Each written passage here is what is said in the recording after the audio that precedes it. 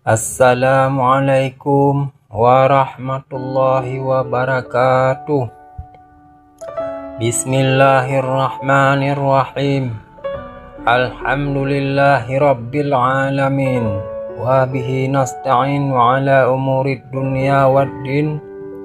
Wassalatu wassalamu ala asyrafil anbiya'i wal mursalin. Sayyidina wa maulana Muhammadin wa ala alihi wa ashabihil mujahidin at-tahirin, amma ba'd.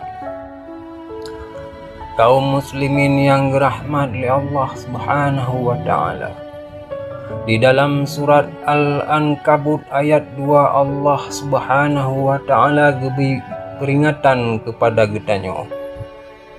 Allah Subhanahu wa ta'ala berfirman, ahasiban nasu ayyutraku ayyaqulu amanna wahum la yuftanun. Adakah manusia menyangka bahwa mereka dibiarkan begitu saja mengucapkan amanna? Bukan dibiarkan begitu saja mengaku beriman kepada Allah. Wahum la yuftanun, padahal mereka belum diuji lebih dahulu. Nyo berarti apabila seseorang sudah berani mengatakan amanah, kamu beriman kepada Allah, maka hendaklah ia bersiap-siap untuk menghadapi ujian tersebut. Setelah ujian datang, barulah nyata takalan kadar kualitas keimanan yang dimiliki oleh seseorang, sehingga timbul pertanyaan, bahkan orang yang beriman justru yang diuji oleh Allah Subhanahu wa ta'ala. Coba getanyo pikir dengan logika yang sederhana saja, bahwa yang ikut ulangan bak rumah sikula tente anak mit sikula. Munyo hana ijak sikula, tentu saja hana payah ikut ulangan. Dan makin panjang ijak sikula, nyo makin berat mutamah soal ulangan yang didapat oleh murid tersebut. Menancit getanyo sebagai umat Nabi Muhammad sallallahu alaihi wasallam, justru yang berimanlah yang mendapat ujian dari Allah Subhanahu wa ta'ala. Semakin tinggi nilai kualitas keimanan getanyo, akan semakin berat ujian dan cobaan diberikan kepadanya. Padahal kalau kepingat li Nabi getanyo Muhammad sallallahu alaihi wasallam bersabda,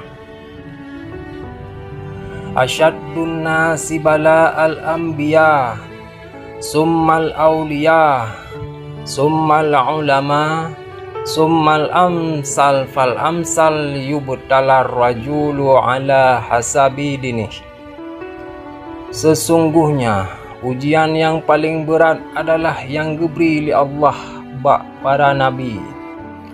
Dimiupnya adalah para aulia, dimiupnya lom kemudian para ulama. Lehnya bertahap ke bawah dan ke bawah. Maka Allah Subhanahu wa ta'ala geuji setiap hamba menurut kesanggupan dan kekuatannya berpegang kepada Allah. Jadi semakin teguh tanyo berpegang beragama Allah, atau semakin dekat kita dengan ajaran agama Islam, maka semakin berat ujian yang datang menimpa kehidupan getanyo. Kaum muslimin yang dirahmati oleh Allah Subhanahu wa ta'ala, dalam hal persoalannya, Allah nu pegah dalam Al-Quran surah Al-Baqarah ayat 55. Allah Subhanahu wa ta'ala menjelaskan tentang jenis-jenis ujian yang diberikan kepada getanyo urung-urung yang beriman. Di dalam surah Al-Baqarah tersebut, Allah Subhanahu wa Ta'ala berfirman, "Wala nabluwannakum bisyai'im minal khawf wal ju' wa naqsim minal amwali wal anfus was samarat wa basyiris sabirin." Shadaqallahul azim. Dan kami pastikan menguji kamu dengan sedikit ketakutan, kelaparan, kekurangan harta, jiwa dan buah-buahan, dan sampaikanlah kabar gembira kepada orang-orang yang sabar. Wala nabluwannakum bisyai'im minal khawf, dan tunte dan pasti ngebegali Allah, kami akan menguji kamu sekalian. Kami akan memberi cobaan kepada kamu sekalian dengan sebagian rasa takut yang kecil, wal ju', rasa lapar, wa naqsim minal amwali wal anfusi was samara, kekurangan harta jiwa dan buah-buahan. Nyona 5 macam jenis ujian yang dijelaskan dalam Al-Quran surah Al-Baqarah ayat 155 tersebut. Yang pun wala nabluwannakum bisyai'im minal khawf, kami uji coba kamu dengan sebagian kecil daripada rasa takut.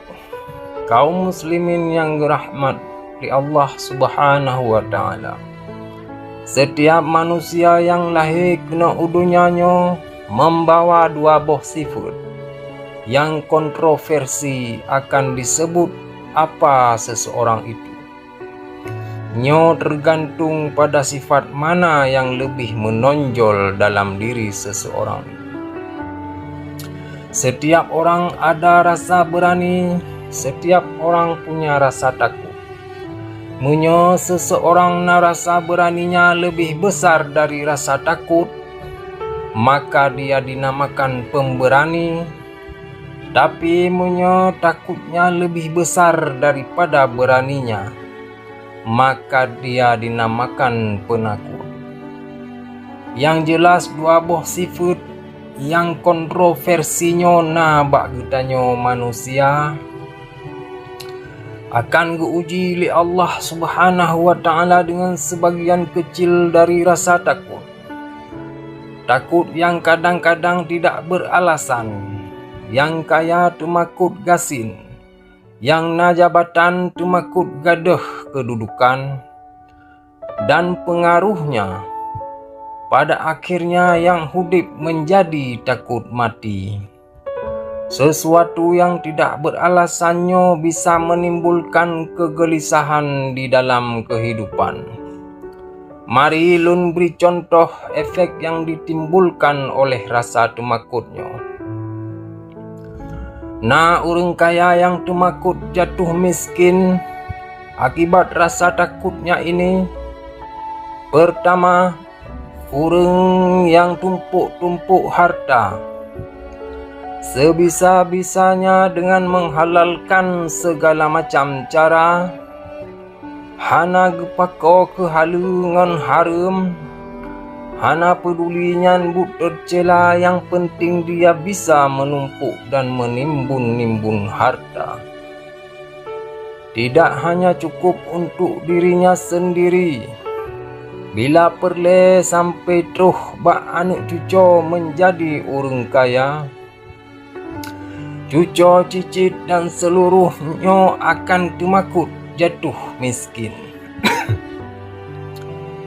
Kemudian akibat dari rasa tumakut tersebut, Tanyo akan terjebak ke dalam penyakit bakhil bin kikir alias kriet. Tidak bergerak sama sekali hatinya untuk memberi bantuan dan pertolongan